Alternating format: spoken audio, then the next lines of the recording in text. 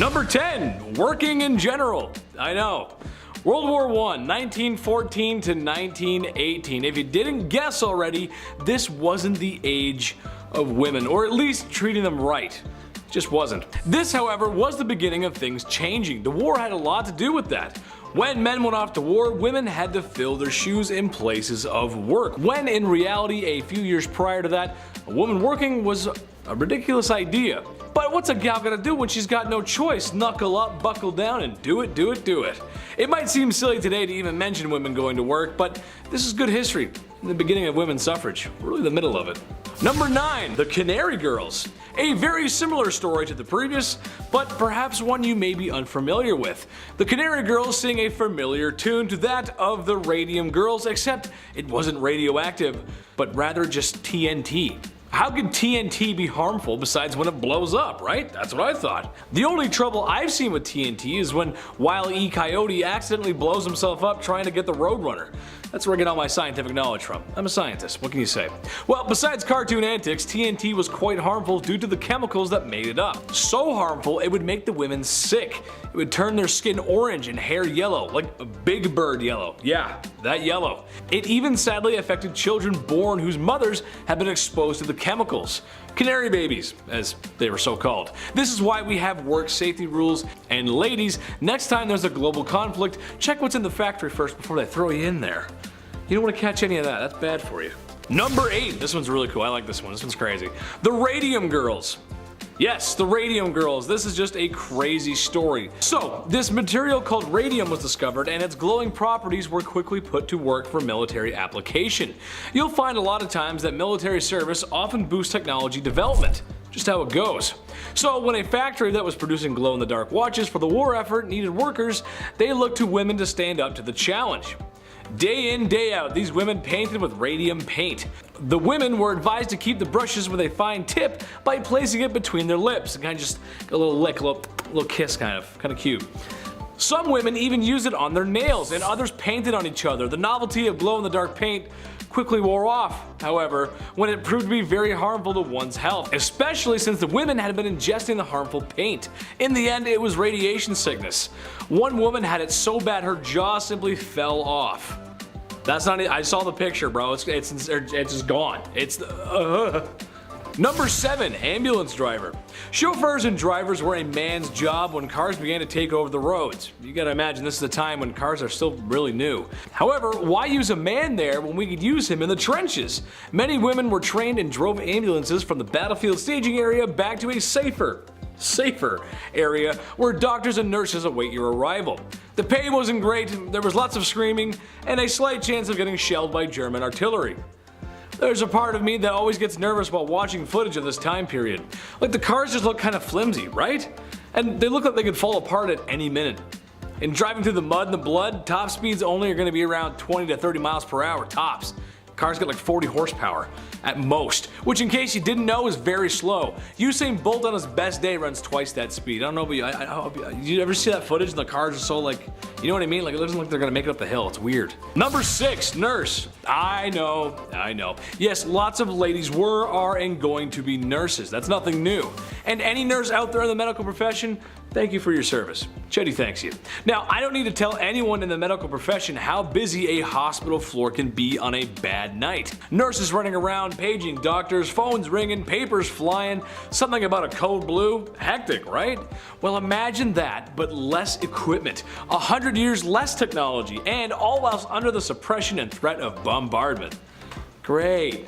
Yeah, not so fun, right?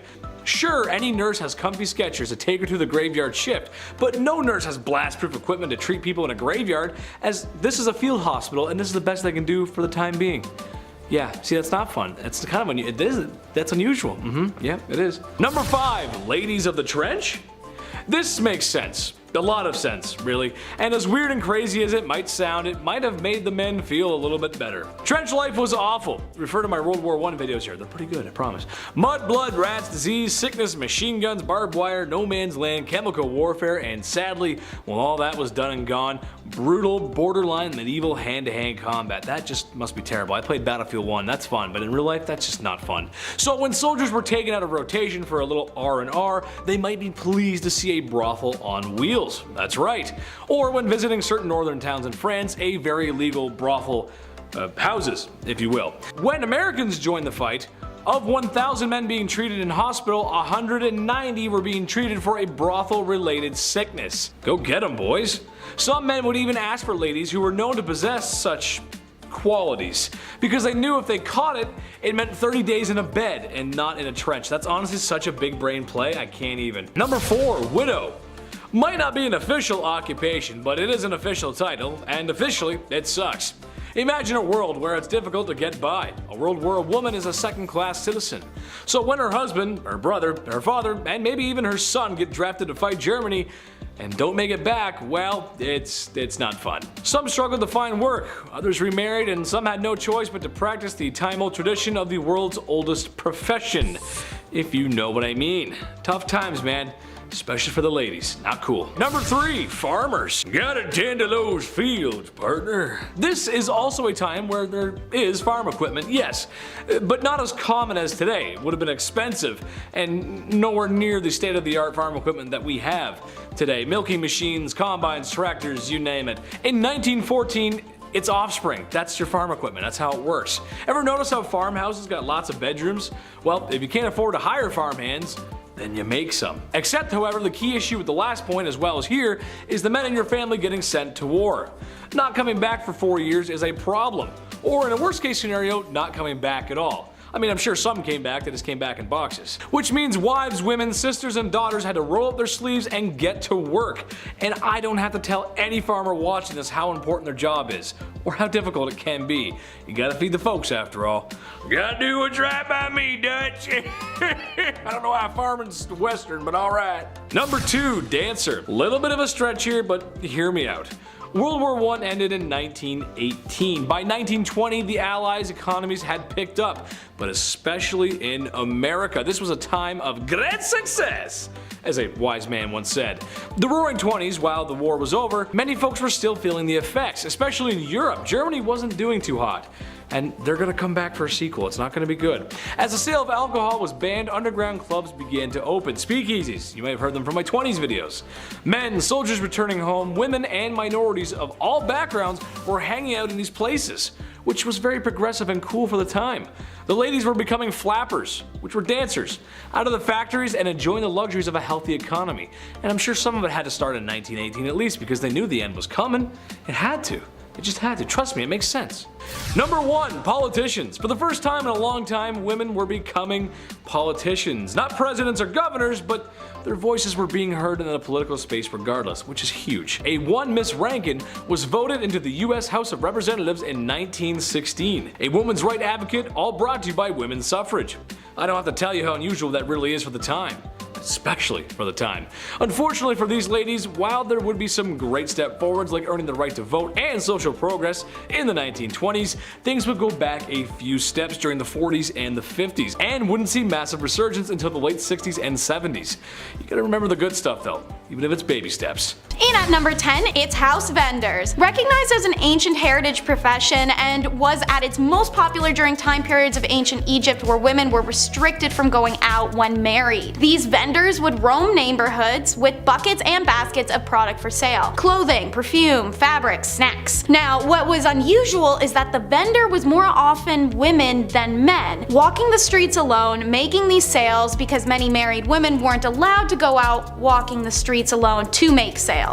You see the irony. Anyways, this profession found great popularity in single women, and many also were called upon to act as nurses in homes of the wealthy when needed. The career is named al-Dalala, but the idea itself has long been extinct with the freedom for Egyptian women to roam commercial districts. For number 9 is jewelry making. Egyptians saw deep spiritual significance in their jewelry, but also had a love of aesthetics, and those two things combined to create some of the most unique and lavish jewelry found in history. Worn to ward off spirits spirits, protect health, bring good luck, and more. There were even certain colors and designs that were associated to certain gods and powers. And so, Egyptian jewelers followed very strict rules regarding the mystical aspects of their jewelry creations. While a woman usually would not be a metal worker in Egyptian society, it was very common for her to be making jewelry. The tools were smaller and the process required less heat and thus less danger for her. Metalwork techniques included precious metal sheets that were cut and shaped, notched together. Wire work was accomplished through strip twisting. Pieces could be held together with this wire stripping system or crimping techniques. These strips were also how link chains were accomplished, as well as the securing of beads or the backs of earrings. And for jewelry designed exclusively for burial, the metal was often quite thin, as the jewelry of the deceased was not subjected to the wares of everyday life. Precious stones, ivory, real flowers, and shells were all common ornaments, as was name engravements, but it was more common with royalty. Jewelry makers were women of high status due to these contributions and the revelry jewelry held in ancient Egypt. Number 8 is being a dancer. Ancient Egyptians loved their music and dance. They were celebratory, but also ritualistic at times. Farmers would dance to thank the gods for a good harvest. Dance groups would perform at banquets. People would go dance around the Nile in the lush season. The list goes on. Many men and women chose dance as a career, and it was a highly respected one. Dancing was considered an acceptable and normal part of life and even important to it. Most festivals were incomplete without it. In fact, dancing was such a revered career that dancers could start as a peasant and become a high-status person from it, just like being a celebrity in the way that people would go to see them perform. Women at the time were even more revered for their grace, elegance, and acrobatics. This career had 7 types of dance: gymnastic, movement, pair dancing, imitative dance, which was like acting like animals, group dances like a historic cheerleading squad, dramatic dance was female exclusive and rested in illustration, war dances, grotesque dance, and then religious chant dances at temples, and lyrical dance, which was usually a depiction of lovers. Wig makers are number 7. Egyptians loved wigs for a reason that surprises many. It helped keep their heads cool. I mean, it also helped with hygiene and scalp pests and looking pretty, but the heat thing is what really gets folks. Many Egyptians had shaved or cropped hair, and the mesh-like base of a wig versus a headscarf allowed the body heat to still escape. And as said, wigs were also a great shield from lice or other invasive bugs. The hair used in the construction of wigs and hair extensions was always human and was either an individual's own hair or had been traded or bought. Hair itself was a valuable commodity ranked alongside gold and incense in a count list from the town of Kahun, which put emphasis on the popularity of wigs. When hair was collected for a wig, it was thoroughly combed and then sorted into lengths individually. The Egyptians invented a variety of hairdressing tools, and the wig makers would take the time to braid or coil the hair depending on the wig style, coating each with warm beeswax and resin fixative so that it would harden when cooled. The job itself isn't unusual, more so the booming industry it had. Wigs weren't worn to this extent anywhere else at the time, and while yes, they were functional against the sun, they were more so aesthetic than anything. Individual braid and extensions could also be attached to someone's scalp for aesthetics, the way that box braids, twists, faux locks, and many other ethnic hairstyles are accomplished today. Wigs were made in a type of factory setting. Archaeologists have uncovered the remains of wig factories, wig boxes have been found in tombs, and multiple mummies have been found with wigs or braided in extensions. Number 6, we meet our ladies of the night. Unlike most ancient and even modern civilizations, selling intercourse is illegal or was highly governed. In ancient Egypt, this wasn't even close to the case, but rather the opposite in a peculiar way. Women who worked in the sexual industries were considered divine and respectable, as their career was considered to please the gods. They earned high status and lived in luxury. Working freely and openly, these ladies adorned themselves with red lipstick and eye makeup that differentiated themselves from other women. They were also tattooed, diamond-shaped dots along the thighs and on the fingers or images of the god Bes. When the French invaded, they brought STIs, and they spread rapidly through the brothels, and this prompted the French authorities to introduce a law forbidding French troops from entering the brothels or having these ladies in their rooms. Guess those ladies were hard to resist, because anyone who offended the law received death penalty. Number 5 are the wet nurses. Wet nurses are found in all statuses and were for all statuses. One common denominator though is that the career kinda really sucked.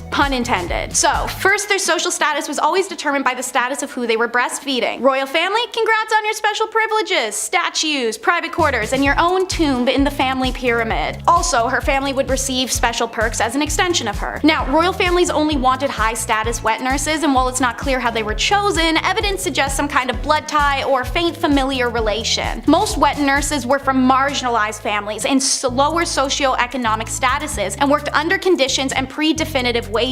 Wet nurse requirements for any status were intense. She'd have to have given birth at least twice, have a large but healthy body due to the belief that large bodies were more nourishing. Despite that, her breasts should be medium. Too small, not enough food. Too big, the baby's spoiled. In addition to all of these prerequisites, the wet nurse should be sweet-tempered, affectionate, and responsive to her charge. She should also abstain from intercourse because it could reduce her affection towards a child, and they also said no alcohol. A good call, knowing what we know now. Wet nurses were women exploited for the products of their bodies. As slaves, they were coerced for their milk. As lower social status women, they were employed for their bodies to enhance their inadequate domestic status. Even her own household suffered physically and monetarily if a wet nurse defaulted or failed a contract. On the same page, surrogates are number 4. This is a widespread practice in Egypt. The first story of surrogacy found in Genesis 16 of the Bible was the story of infertile Sarah having Egyptian Hagar carry her child for her and her husband Abraham. Even Egyptian pharaohs had used concubines to produce heirs. They often married their sisters or aunts, and children born of these marriages were most of the time not in great or functional health and wouldn't survive. Any child born of a concubine for a pharaoh was accepted as his lawful offspring. Now, they were quite limited in their rights, and they could only inherit the throne in case of the absence of another more entitled heir. Surrogates experienced similar contracts and status leveling as wet nurses. They were desired to be mothers already, have a bigger, healthier body, and naturally beauty was a desired element as well. Women of low status who made a career of surrogacy often died in childbirth or from hemorrhages due to the repetitive birthing process, but for some, it was the only career they could have. Priestess is number 3, and so while it was a male-dominated field, many women were employed as a priestess or a high priestess at the temples around Egypt. Mostly from upper status, many were married to the priests, which they owed their position in society. Despite this, they played roles in the temple rituals, such as servicing goddesses Hathor, Neith, and Pakhet, or working as dancers, musicians, singers, and acrobats in the temple. The most important priestess was known as the god's wife Amun. This woman was usually the daughter of the pharaoh or sometimes his wife. She usually held a very high position in court and performed important rituals to honor the god Amun. The priestess was in charge of managing the gods' affairs, attending to ritual dances and performances, shaking their rattles and rattling their necklaces, which were long and heavily beaded objects. By the beginning of the New Kingdom in 1550, the title Chantress of Amun was used, and it was usually the wives of the priests who gained these elevated positions as well. The concept of a woman as a priest was unheard of in many kingdoms. A high priestess and the reverence and traditions of female gods being led by women were unusual to outsiders of Egypt, who oftentimes restricted most priestly activities to just men. Number 2 is professional mourners. Okay, so here's a weird one. Professional or paid mourning is an occupation not only found in Egypt, but in China, the Mediterranean, and Eastern Europe. This practice is literally paying a stranger to attend a funeral to lament, deliver a eulogy, help comfort the family, entertain, or lay on the ground wailing. There's some range here, depends on what kind of funeral you want to have. These paid mourners made ostentatious displays, messy hair and smudged makeup, wailing, pounding on the ground or their chests, throwing themselves about as they smeared dirt and sand all over their body while they screamed. It's a full spectacle. Now, another depiction of the paid mourners in Egypt is a little more chill. 2 women impersonating the goddesses Isis and Nephthys. They were believed to play a special role in someone's death. Most inscriptions of a funeral, whether they are present as paid mourners, they are on each side of the corpse and their bodies are fully shaved. These women also had to be childless and have a tattoo of either Isis or Nephthys' name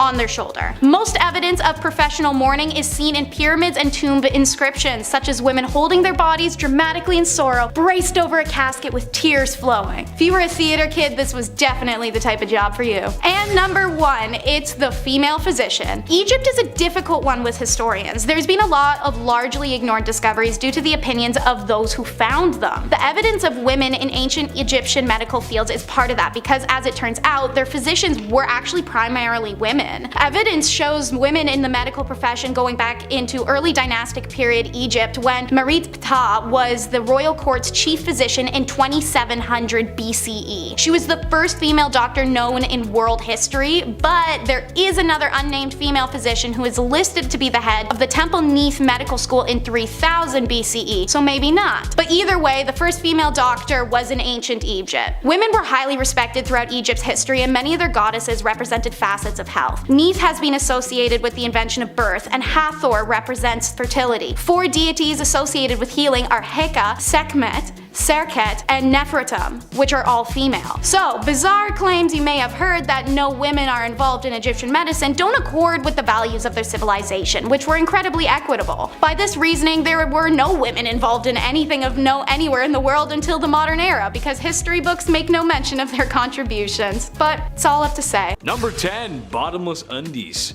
I think I speak for everyone when I say that putting on a clean, fresh pair of underwear is a nice feeling. Gone is the brown underwear that was once white of yesterday, replaced with fresh, loving linen of today. Now, if you're also like me, then you probably have some underwear with holes in it. I'll throw them out eventually. I'll get around to it. Just wear them a few more times first and then I'll get rid of them. But did you know that some ladies' underwear in the Victorian era had no bottoms? Yeah. Part of the many layers of clothing that women were wearing back then, their underwear had no bottoms, which to me is the whole point of wearing bloomers in the first place. You gotta keep your business warm and packed away. I just don't understand what the point of having it all hang out is. That's just stupid. I don't know.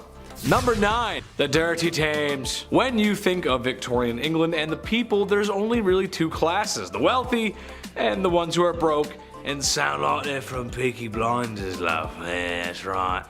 However, even for women of high esteem with their bottomless undies and lady maidens growing a flush, the streets of Victorian London weren't very bourgeois, to say the least. Muddy dirt roads, thieves, beggars, and a really bad smell. It just didn't smell very nice. Oh, and also a really scary guy, but we'll get to that in part 1. But perhaps the most disgusting was the Thames River, which after years of treating it the same way Brendan Fraser was treated after the Mummy franchise was over, it wasn't a good look. It was full of filth, sewage, garbage, and animal cadavers, so much so that it was said you could walk across the river on top of them. That is no place for a lady to be. Ooh. Number 8. No razors. There's a joke about the 70s, George W. Bush, and garden hedges here, but I'm gonna let you fill in the blanks. Basically, this is a time in history where you cannot hop in the whip and drive on over to your local hair razor dealership because there ain't no whips and there ain't no CVS, or Shoppers Drug Mart if you're Canadian. Today you can buy disposable razors pretty much anywhere, and there's multiple models for doing so. When things get hairy, you got options. Women in the Victorian era were not so lucky. They had to go for the natural look. Now, not that there's anything wrong with that, it's just I feel like a girl's gotta have her options. She gotta be able to, do her own thing. Why not? Number 7.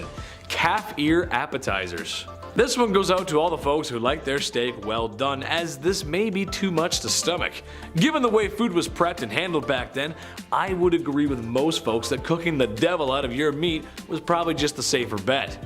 Sucks for me because I like my steak rare as you can make it. Blue, almost, honestly. I love it like that. I am also willing to bet that most of you folks who like your steak well done aren't a big fan of fat and gristle. I also love fat and grizzle. I just like meat, what can I say? What I'm getting to is calf ear appetizers. Yes, cooked calf ears, which I'm pretty sure are just like pure cartilage. Higher class women could often find themselves at parties where they would serve up this chewy delight. You'd probably just be chewing on that for a while. I feel like most people wouldn't like that. Is Chris a cartilage guy? I don't know, we'll see. Number 6. Hand cleavage. This goes for every inch of the skin, really, but women had to cover up back then. That means no ankles, neck, or God forbid a wrist. If a man saw a wrist, they would act, ooh. Well, I don't know if they were that down bad, but women of higher esteem wore gloves. There's etiquette to gloves. It was all part of the culture, which means only women with dosh could practice such glove etiquette. I say no woman should have to cover up. She should wear whatever the heck she wants when the heck she wants to. However, with the gloves, I believe there's a separate issue. I have an issue being a big dude with asthma. I sweat a lot more than the average folk. It just sucks, but if I was a fair lady with those gloves on, well, I might want to leave them on. Wouldn't want to ruin anyone's appetites for caviar appetizers because the smell and the sweat, it just, it'd be gross, Number 5, dresses too big. This is something I'm glad isn't a thing anymore. I'm not a person who likes to dress up. I'm a simple dude. Casual and comfortable is my forte. However uncomfortable wearing suits is. I like to think I clean up well. And I understand sometimes you gotta wear drip. It's just how life goes. Sometimes you gotta dress up. I just don't think people should be showing up to any formal events in cowboy boots and a popped collar shirt. I've known a few of those people. But what I'm really talking about here is the obtuse size of women's dresses and just the whole culture of women's fashion back then. It's just crazy. Large and overbearing dresses with enough material to use as blankets when you sleep. I know that couldn't have been fun. It's horrible. Especially with my sweat problem. A few hours in a suit and maybe a few beers later, and the first thing I'm trying to do is take the suit off. It gets tight and sweaty in there, and it's just a lot of material. It's just too much. And doorways, trying to get through doorway, forget about it. Number 4, fava beans. Well, after all that sweating and being around all that foulness, ladies needed to detox. How about a nice face mask made of beef? Yes, that's right. To keep their skin young and beautiful, they would drape a slice of beef over their face. Nothing like a little Hannibal Lecter before bedtime. Now, I hear you saying, well, Chad, that's not that bad. Okay, but think about this though. For the time period, that beef was probably yucky due to food processing practices of the time, and there's just no fridges. That means it was stinky. I hope it was at least winter before these ladies decided to beef up like that. This process of beef was supposed to rejuvenate the skin because beef contains some important vitamins for such. I can't recommend that. You just walk in with the beef and, hello darling, yes. Gross. Number 3, hot Christmas. This is just so dumb. I'm just gonna go ahead and tell everyone at home right now not to do this, because I know some of you, and some of you are gonna be like, oh, thanks, Chetty, that's cool. No, don't do it. I'm a doctor, a lawyer, and a firefighter. Basically, this was a super fun game that felt like something out of Johnny Knoxville's head, not Victorian families gathering at Christmas. Basically, they would gather at Christmas to play a game called Snapdragon. You get a bowl of raisins and almonds, you pour some brandy in there and maybe one out for your homie, and ignite the brandy. Once the bowl is on fire, the family will compete to see who can grab the flaming treats and eat them the fastest. Okay, second-degree burns are not how I want to spend my holiday season, and also, in a time before smoke alarms and a modern fire service, this sounds like a really bad time. Grandpa could lose it out of his hands. Drapes catch fire, the house burns down, probably the whole neighborhood. Just a bad idea. Also, I hate raisins, so setting them on fire? Yeah, I'm out. I don't like raisins. They're gross, dude. I don't like them. Number 2, crypt pics. Look, it's a part of life. It happens. You live, you love, and depending on how much your wife likes interior design, you probably have a sign hanging up like that in your home somewhere that says something like that. You know what I'm talking about. And after spending all that time in HomeSense, it's all over. Fade to black, cease to exist, the forever box. There's a whole process and respect in the undertaking business. The Victorian era had a strange tradition, however. How about taking photographs with the body of a family member who has recently passed on? Yeah, that's right, I know. I couldn't believe it, really. People would sit there for minutes taking photos of those who are no longer with us because the process of taking photos was not great. This isn't the digital age, after all. This is something that the crypt keeper would make you do. Keep them in the album or something. Just not for your everyday family, man. That's just weird. Yes, now we're going to take photos. Like, that's just weird, you know what I mean? It's just weird. It's weird. Number 1, Jack the Ripper. Listen, the women of Victorian London feared this guy, and how can you blame them? A terror that seemed to come from nowhere and could strike from anywhere. Humans unaliving other humans is nothing new, and it probably won't be old. It won't get old soon. This is what we do. It's kind of our thing. But this was the first modern serial unaliver. Jack the Ripper's identity has never been found. It's only been speculated, and some studies suggest that it has been revealed, but it's really hard to pinpoint something that happened that long ago. He was nasty and the crimes were awful. The photographs of the crime scene do not exactly follow today's media rules or decency, as it's really just horrible and it's just really messy and bloody and just gross. It's kind of hard to talk about this era without Jack the Ripper. Women should feel safe at night no matter what era it is. That's right, ladies, I'm on your side. Kicking off the list at number 10, a lot of hair. To kick off this wild part 2, I had to include the tale of the woman who ate her own hair. Why did she do it? What happened? How much hair? Well, let's find out. All the questions about to be answered. The Liverpool Daily Post back in 1869 got the attention of those passerbyers with this one. A 30-year-old passed away in the village of Lincolnshire. That's not too far off from the average life expectancy of the 1800s, but this case was a little odd. Something was off about it. So doctors asked the family if they could carry out a post-mortem, and lo and behold, a 2-pound solid chunk of hair was sitting in her stomach. It caused ulcerations of the stomach and ultimately caused her death. What a horrible way to go out. The woman's sister did note that over the last dozen years or so, she had been casually eating her own hair, just one piece every now and then. Ultimately, it added up. If you know anybody that's eating their own hair, pass this on. Send them this video. This sounds rather uncomfortable. Number 9, cat attack. If I have to pick, I would say I'm 100% a dog guy. Cats are cool, don't get me wrong, but this next story freaks me out a bit. Also, I had a cat once and I pulled its tail on it. Hissed at me and scratched me and scared the life out of me. So, dogs for sure. Back in 1870, a rich woman had put her time, energy, and resources into cat breeding. What a fun little hobby and lifestyle. She had tons of cats, she loved them all equally, and they loved her. I'm allergic also, so this story is my nightmare on a level. But it does sound like a cute time, I'll admit, that's a nice way. Especially like in the Victorian era, what a lovely little pocket of fun. 1800s, a lot of candles, everything being extremely flammable, disaster hit often in Victorian times. And in 1870, a fire broke out of this young woman's home, and the cats were sadly trapped in the house. They made it out alive, but by the time they made it out, the 2 maids that had kicked the door open to rescue them, they had gone full primal. The cats just attacked them and it was all bad. The fire in the house had obviously scared them, so when the doors were open, these 2 maids were both attacked by them at full force, essentially, all of these cats. Like, what a horrible thank you for saving all of their lives, you know what I mean? Number 8, quick divorce. Let's just say the love thing isn't working out, okay? It happens, people change, but now what? Say it's the Victorian era, but divorce in England isn't allowed until 1857, and it's 1856. So now what are we gonna do? Well, considering what list we're on and which part it is, it's pretty wildly unfair. If you were the wife, you were getting sold in this scenario. How horrible is that? Wife sellers, they were a thing. That was a legitimate business. How horrible. Yeah, you were getting sold if you were the wife. How horrible is that? Wife sellers was a legitimate business. There were auctions. Public auctions would be done. You would watch people bid on marrying your wife. At like noon, middle of the day, people are walking by like, oh, do I have any change? Hang on. This is insane. One real sale that happened in 1862 was in Selby. The asking price was a beer. The asking price for this person's wife was 1 pint. Sold, just like that. That's crazy. Sold, drank, now I'm married. That's insane. Other times, most of the time, it was a rather expensive exchange. I feel like there are plenty of cases where this would honestly be the ideal scenario. Just get it done in one day, whatever. Peace. See you again. Bye. You're the worst. Number 7, the Great Famine.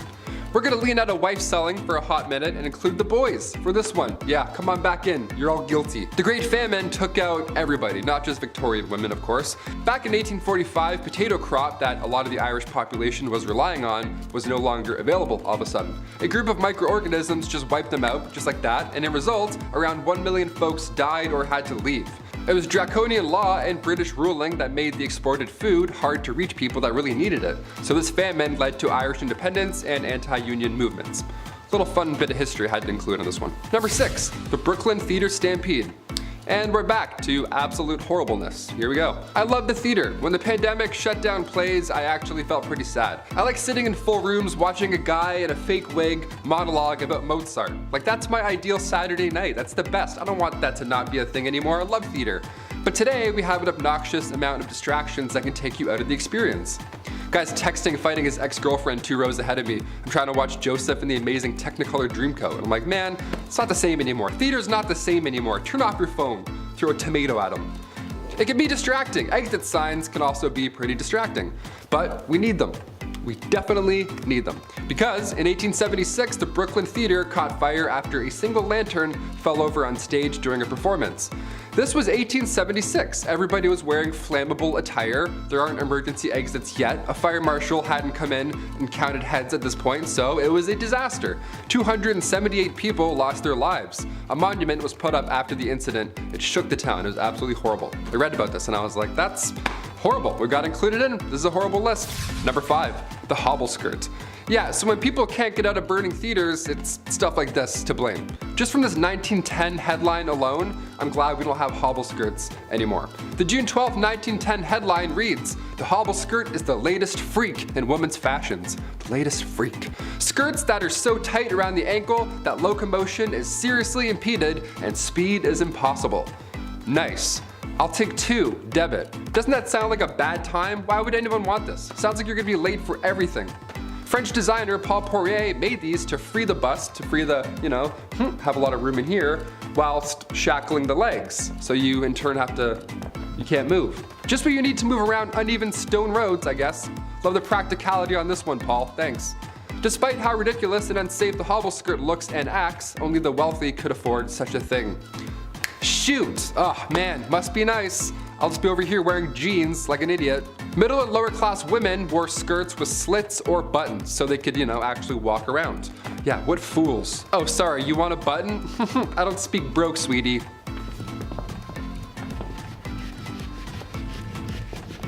Number 4, lead-based. When I started here at the studio a year and a half ago, maybe 2 years, I was like, okay, I gotta put on face cream maybe. A lot of lights, a lot of HD. Time to get rid of these bags under my eyes finally. I don't know, maybe drink some water. See what happens. Finding a skincare routine of any sorts is easy now, dare I say. The lovely World Wide Web has our back. You can learn how to draw your eyebrows on while listening to true crime. It's wonderful where we are today. But the cosmetic game, back in the 18th century, not great. Turns out wasn't that great, not that safe. RuPaul's Drag Race would have been a lethal sport, know what I mean? Back in the 18th century, lead mixed with vinegar was often used to make your face look, more pale. The Victorian look, I guess, gotta have those veins pop out. A splash of sulfur for those freckles. Horrible idea. Queen Elizabeth I used cosmetics containing lead, mercury, and/or arsenic, the same poison that took out George III and Napoleon Bonaparte, so not safe at all in any time, period.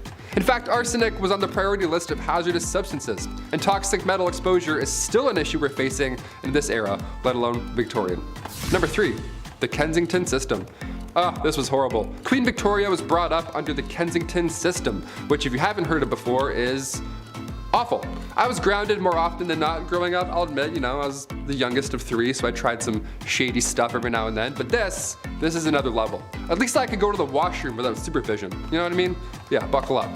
Victoria's mother, Duchess Victoria of Kent, she created this Kensington system to control her daughter. She literally isolated the child from friends, family members, anybody, everybody, you name it. Her mother would monitor her every action on top of this, including who she can see or speak to, if there were any of those people at some point. Victoria only had 2 playmates growing up her entire life. She had her half-sister, Princess Feodora of Leningen, and then the Duchess attendant, Sir John Conroy, his daughter, Victoria. I mean, I had like 4 friends growing up, maybe 5.5, but this is just cruel. This is just unfair. Especially with a royalty too, you'd think you can have more things. No, less. She shared a room with her mother until she was a queen. That entire time, she literally couldn't walk down the hallway alone. Victoria has reflected on her childhood, and yeah, in case you're wondering, she hates John Conroy. She referred to him as a demon incarnate, so she's got the words. Number 2, arsenic dresses. If looks could kill, literally. You've heard of arsenic and old lace at some point, but what exactly are we talking about? Back in 1861, a poet by the name of Henry Wadsworth Longfellow, real name, his wife, Fanny, also real name, her dress caught on fire and her burns were so bad that of course she sadly didn't survive. But this was sadly common in Victorian days. Puffy dresses, open candles, as we heard earlier. These dresses back then, they were flammable as is, but some of them were made with literal poison. Some of them had arsenic made to have that like green look, like the real arsenic green look. It wasn't just in clothing either. Back in 1861, an artificial flower maker named Matilda Schurer used green arsenic laced powder, and her fingernails had turned green and green foam started coming out of her mouth, and it was just a horrible way to go out. Arsenic is not supposed to be inhaled, let alone worn. Although yeah, it did look nice for a hot minute. Not worth it. And finally, number 1, Queen Victoria's threats. Being the queen and all, and we're talking about the Victorian era, I figured we'd end with this one. Being the queen and all, a security team is always needed, and during her reign, there were multiple attempts to harm the young queen. The first attack was back in 1840. It was an 18-year-old man named Edward Oxford, and he fired towards the queen's carriage, but obviously and luckily missed. But when Edward was accused of high treason, he was actually found not guilty due to insanity. Then a couple years later, in 1842, it happened again. This time, 2 men fired at her. They were found guilty. In 1849, her carriage was attacked by William Hamilton. In 1850, as the carriage was passing the gates of Buckingham Palace, Robert Pate, a retired soldier, ran up and hit her with his cane. Victoria was okay, thankfully, but of course, she was shook. Then again in 1842, 1849, and 1872, attempt after attempt. But then things got a little worse. If you haven't heard of Boy Jones or anything that happened here, I saved it for last because it's extremely unsettling. A teenager stalked the queen back in 1838 until 1841. Edward Jones, aka Boy Jones. This guy somehow managed to break into Buckingham Palace more than once. It was some Assassin's Creed type stuff. He just knew some back way, he climbed some window or whatever. The guy just knew a route in, so he would break in and would more often than not just hide under the queen's sofa. He would sit on her throne sometimes, and one of the worst things ever, he would go through her drawers and go through her clothes and stuff. It was creepy. He would steal her clothes until eventually and thankfully he got caught. Of all the things you can do, of all the crimes you want to commit in the Victorian era, you're gonna go hide under a couch for 5 years? Okay, I'm glad he got caught, but just so weird. What a weird ending. Oh, and at number 10, we have witch marking. I'm trying to avoid some things we've already covered in similar videos, so while we've discussed witches, let's talk about witch marks. So during the English and Scottish witch hunt days, there was a belief that witches always had a natural skin mark. This could be a mole or a scar or a pock mark or even a really bad zit. So when they came across a woman whom they thought were a witch, but she didn't have any of those markers, that was the end of it, right? She isn't a witch? Well, no, they gave her a skin mark instead, specifically by using a pricking needle which the witch hunters would carry. These needles repeatedly pricked the flesh of the accused until it produced the result that wouldn't bleed but was insensitive to pain, which fulfilled the criteria of a witch's mark. It's a subtle punishment for something that they were yet to be accused of, because by giving them the mark, they could now accuse them. These witch hunt days were a whole mess. Number 9 is we travel to discuss status degradation. While it still persists today, not everyone knows what it means. So essentially, you do something wrong, oopsies, you lose some of your basic human rights. You could steal something, have relations out of wedlock, cheat on your partner, miss some work. Every empire that has used this tactic has had a variety of ways that you could mess up and receive this punishment. Naturally, in times where a woman was property and couldn't buy things, own things, or do things, or breathe without having a man side-eye her for it, this was a monumental punishment to receive. Under the Roman Empire Augustus, who reigned from 27 BCE to 14 CE, a woman guilty of adultery could lose several rights as a citizen and suffer a financial burden. Noblewomen in the Kingdom of Korea during the Chosun dynasty faced a similar degradation of their societal status if they were found guilty of remarrying as a widow. This intentionally made it hard for Korean women to remarry, as they would have nothing to offer a new husband, no inherited lands or funds, and a societal belief deemed her as used goods. Even the descendants of widows at the time who had remarried faced status degradation. They were barred from ever holding office. Adulteresses in the Chosun were stripped of many of their rights and privileges once they were demoted to low-born statuses. As serious as these punishments may seem, some high-status women who committed adultery in the Chosun dynasty faced an even graver punishment, which was death. So why take someone's status from them as a criminal punishment? Well, because aside from the fact as a woman you'd essentially be left jobless, homeless, and without any family, for number 8, marking your territory. Not in a cool, sexy, I got a tattoo way, more in a Scarlet Letter kind of way. As you'll learn in this video, a woman who cheated or even was single and just engaged in intercourse of her own free will could be classified as a sinful adulterer and cheater and be punished, usually a lot worse than a man. So when Nathaniel Hawthorne wrote The Scarlet Letter, he took inspiration from real life events. The letter, which for the character Hester Prynne was just a red A, was usually the letters AD, which stands for adultery, as outlined by the Plymouth Colony Law in 1658. Multiple accounts across Europe verify that someone who was being marked was to be seen out in public without it, could be subject to public whipping and other public humiliations that ensured a person's social alienation. Like in the Scarlet Letter, when Puritan minister Arthur refuses to admit his sinful side of the act with Hester, he's branded with an A in his chest. In a man's case, while this was of course painful, it was allowed to be hidden. He also didn't have to face the societal consequences the way any woman would've. It's because of a cheater's fama, number 7. While fama is a Latin term for reputation and good name, every country had its own version of this fama. And if you cheated or were even just accused of cheating in 13th century France, which by the way happened a lot because husbands just want to get rid of their wives, the woman was always the center of the punishment, even if that was the man who had been cheating. This is because the status is all a woman ever had for a very long time, and the name of her family's reputation laid on her shoulders. Thus, all that pressure to be religious, virtuous, and most importantly, a submissive woman. The customary laws of Agen province list public humiliation for both the wife and her lover as the appropriate punishment for adultery. If the man could escape before or even after arrest, he could get off without any punishment, and his partner had to face her punishment alone. The woman got no such reprieve, even if she was just the mistress he cheated on his own wife with. In fact, if she tried to escape arrest, it warranted a death sentence. Women whose fama suffered through public shaming, walk of atonement, were no longer deemed honorable members of society, and seeing as standing of individuals before law at the time was often based on their reputations, what others thought of them, and how they behaved in public, she'd be left, as I said, homeless, familyless, and dejected. For my Game of Thrones people, think Cersei. Number 6 is no protection. Get your mind out of the gutter. That's not what I'm talking about. I mean, there's no protection from capital punishment. While civil laws were easier to work around by just getting married alone, you can borrow money or property, you can buy things that you couldn't before and sign contracts, the criminal law didn't bend to a married woman, as she faced the same penalties as an unmarried one. Now, there are technically one exception: pregnancy, but only because it could potentially be a boy, which is insane. Additionally, all women were exempt from certain torts, such as the breaking wheel. But man, when a woman got capital punishment, it was the one and only form, and it was the most brutal and painful one: burning at the stake. By the way, they claim this was the only and the necessary option of execution for a woman, as it's a preservation of female modesty. Apparently, other forms of execution were unbecoming of a woman. Although there may be some truth to this wild justification, modern historians have rounded it down to just misogyny, as well as a deep-rooted suspicion and dislike of women as the root of this execution decision. Essentially, when given the opportunity to punish a woman, men went ham for it and wanted to see her suffer as much as possible. So women experienced the worst executions of the Dark Ages. Number 5 is why women want to stay in religious favor. In medieval Europe, a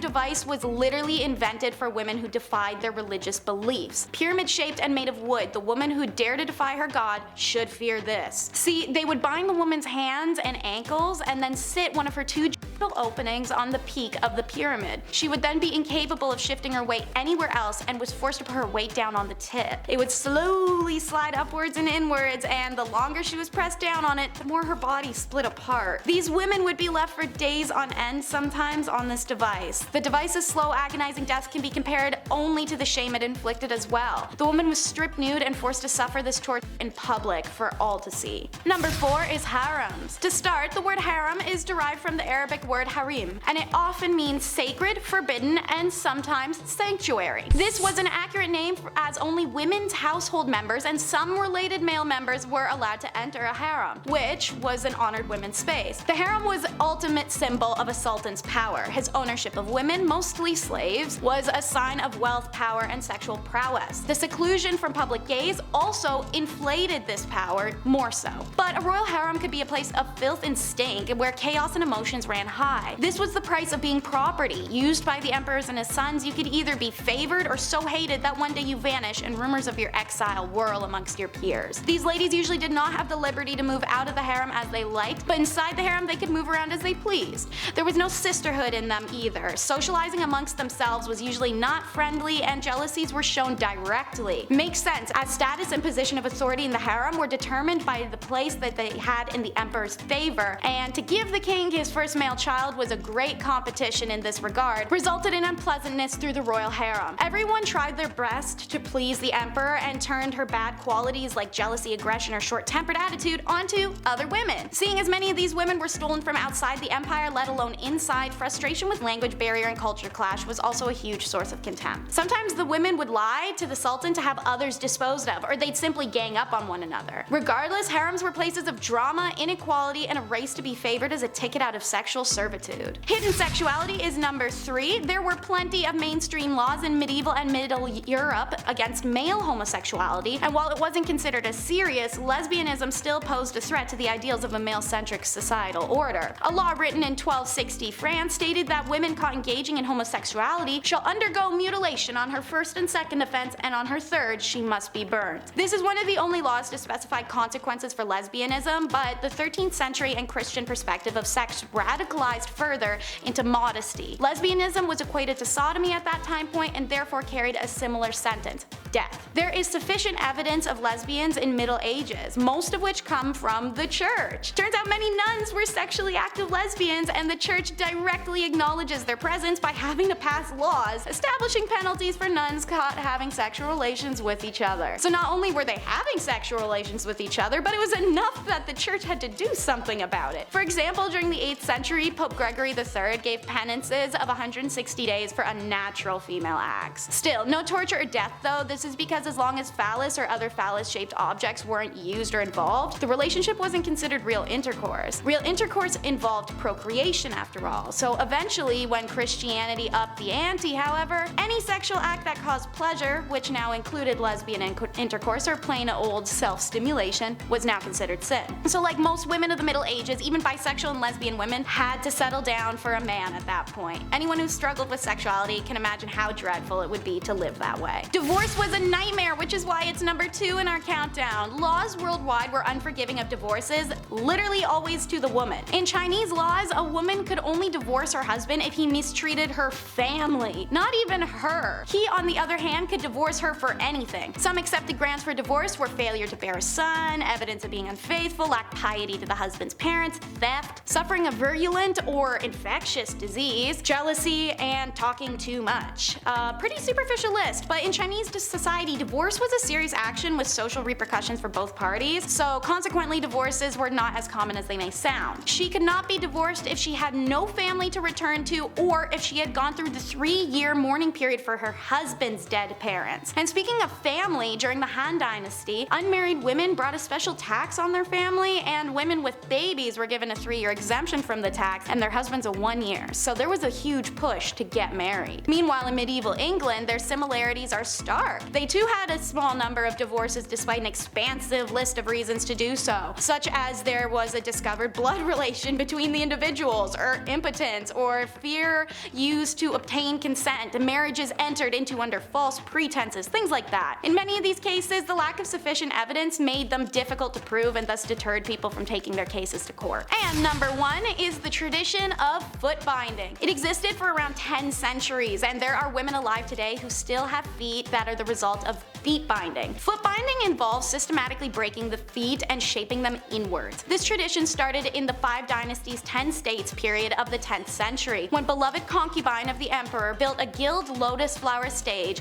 and performed a dance on bound hoof-shaped feet. Being a beloved concubine, the other concubines of the emperor attempted to imitate her feet to curry his favor. So foot binding began within the royal court and spread through China as the next fashion fad. It's done in a ritualistic ceremony accompanied by a variety of traditions to ward off any bad luck. They began by tucking the toes under the feet and using a long, tight ribbon wrapped up to the ankle to hold it all in place. Anytime the foot grew, they broke it inwards more, a process usually taking 2 to 3 years. The foot would remain bound for the rest of a woman's life. There is a whole list of issues this caused. Outside of extreme agony and being a handicap, it caused some women pain for the rest of their life. Their walk was changed, as was their posture, and the idealism of a slim body to lighten the pressure on one's feet was all the rage. The binding of feet actually caused the women to develop strong muscles in their hips, thighs, and buttocks, so much that the characteristics were considered physically attractive to Chinese men of the area, aka the girlies were thick. When colonization came to China, Western women boycotted foot binding, going as far as to catch women with bound feet and cut off their bindings. A humiliation because these women would never ever show their bare feet to anyone, let alone even husbands. And many of these women lost their husbands when the Western boycott worked. A lot of girls who had had their feet bound in order to become marriageable suddenly found themselves abandoned by their husbands because foot binding was no longer fashionable at all.